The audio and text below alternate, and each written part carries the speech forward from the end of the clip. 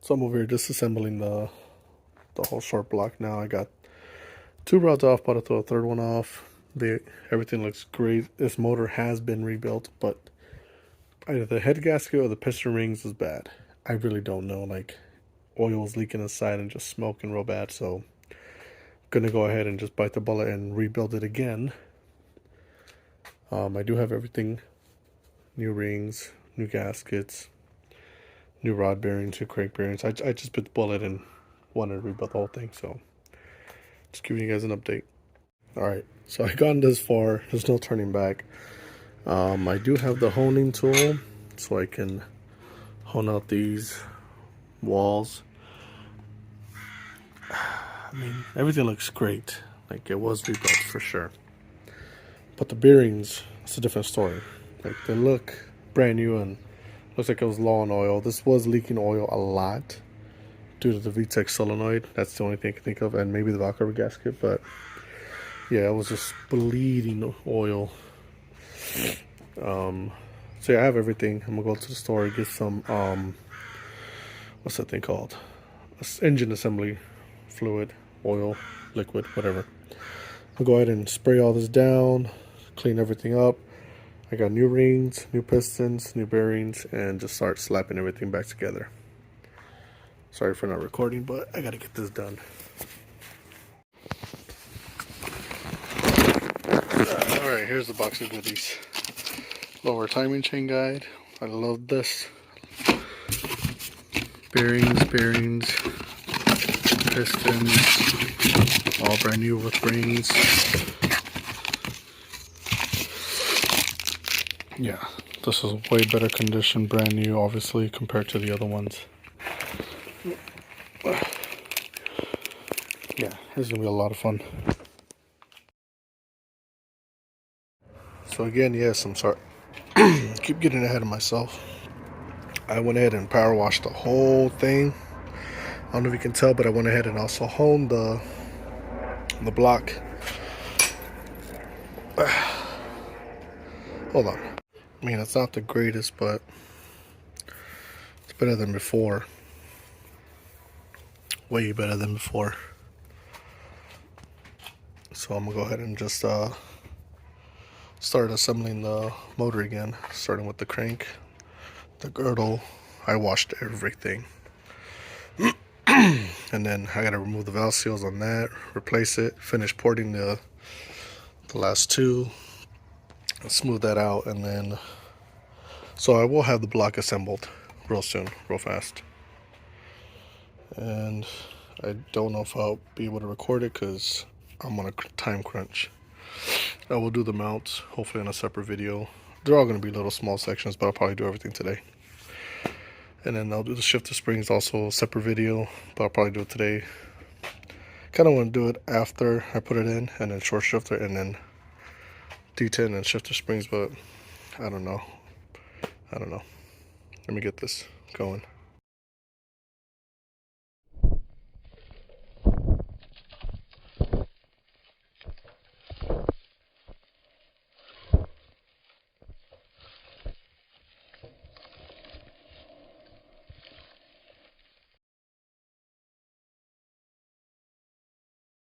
So I got the block assembled, and I'm about to start working on the first piston ring. Well, piston ring setup. I already went ahead and transferred that over. The new piston on top of the new rod. This is the intake side. Sorry, this is the intake side. Obviously, I'm not gonna set it in there like that with no rings, but yeah. Let me get this in there, and hopefully I can do this real quick.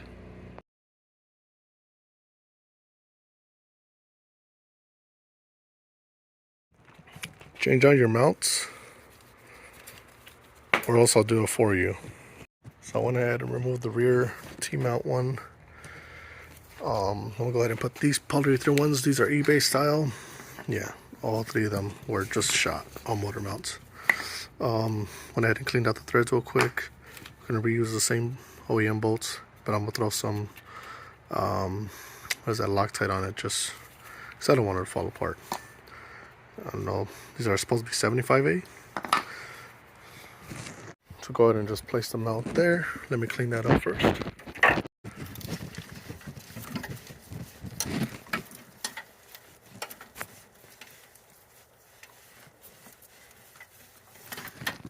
Grab your mount and just set it there, try to align it. And then I'll go ahead and put the bolts on with some thread locker. So got the back one on, nice and solid. Put the passenger side one right now. For the driver's side, I had to wait to put the motor in, or trans in, because it's a two-piece.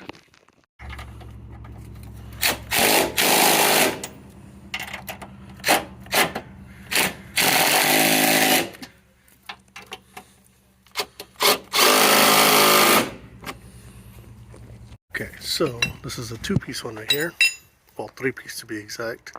So what I'm gonna do is the bolt is a 10.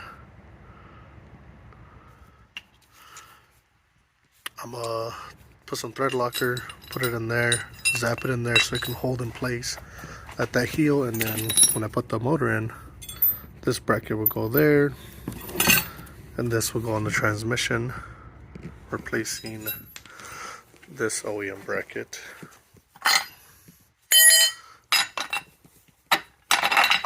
Just like so. I think I have the third one, I don't know where it is, but yep, hopefully this doesn't break. Also, there's only one way this mount can go. Can't put it no other way when it was sitting there, because it has the way it's made. So sit it just like that, flush. No other way. Just the one way.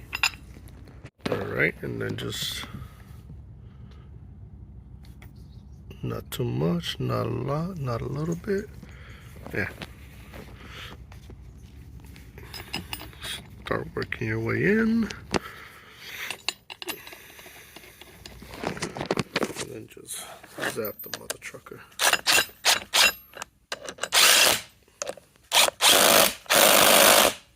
Oops.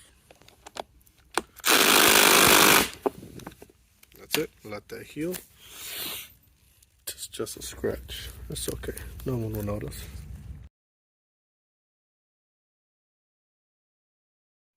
So I'm gonna do a quick update for you guys. I just gotta put the oil pump, oil chain, the guides, the lower timing chain guide. I gotta redo the head. I'm gonna do the valve seals, finish porting out the exhaust, and then all that should be ready to go. To get the throttle body spacer and intake manifold spacer in, so I can put all that back on. And motor should hopefully go in this Saturday. So yeah, I mean, new rear main seal, everything. This whole motor is brand new, 0 miles now. Brand new piston, brand new rings, brand new bearings, the whole thing. So and it spins smoothly. So this motor should be running fine.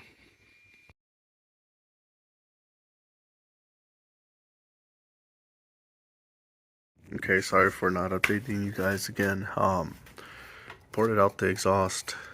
I did what I could. I mean, it's not that great, but it's something better than nothing. Instead of going with the stock A3 valve springs, I went ahead and upgraded to the stock K20A3, which these are, I believe, beefier, just a little bit beefier.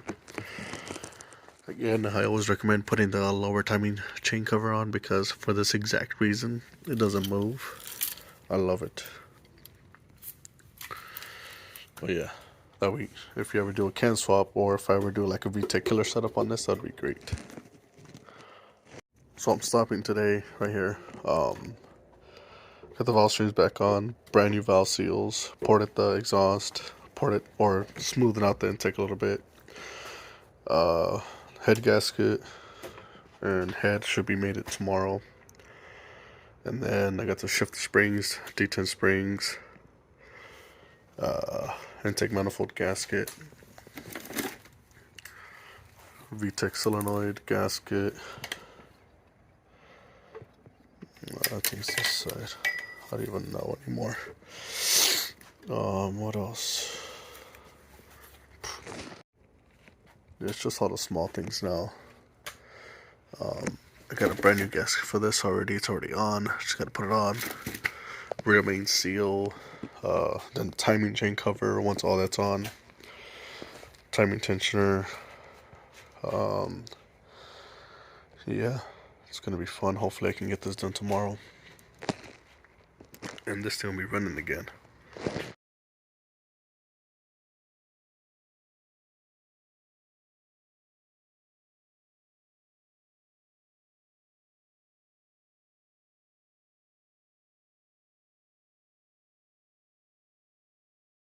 Okay, so I didn't record a lot of this progress, but I got the motor rebuilt.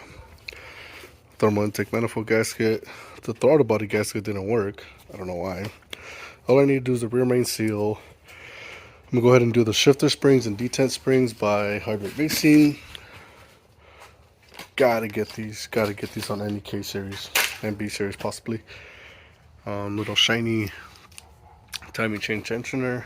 The motor mounts are all in there besides the driver.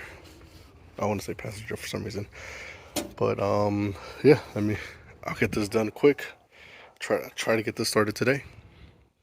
D10 springs are the probably easiest things you can do. So yeah, I already zapped these off.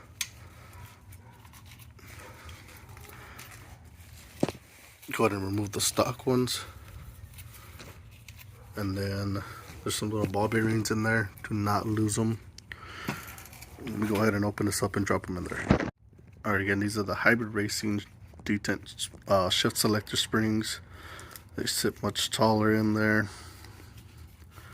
The heavy duty. Just slide it back in. Have to push it down. Get the thread started. It's that easy. Second one in.